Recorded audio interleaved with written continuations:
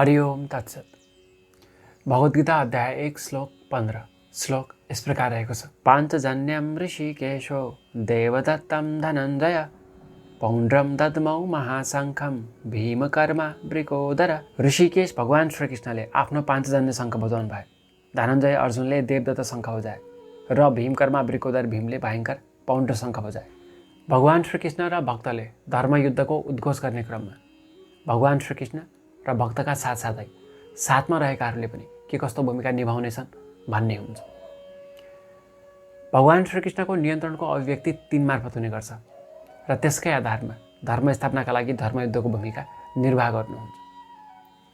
धर्म पक्षधर र अधर्म पक्षधर रहेका सम्पूर्ण प्राणीहरूले आफ्नो स्वभावअनुसार युद्धभूमिमा भूमिका निभाउने गर्छन्। तर भगवान श्रीकृष्णले ती सबै प्राणीहरूको अवस्था जान्नुभएको हुन्छ। त्यही भएर नियन्त्रकको स्वभावमा सबैलाई नियन्त्रण गर्नुहुन्छ। भगवान श्रीकृष्ण सम्पूर्ण प्राणीहरूका नियन्त्रक हुनुहुन्छ।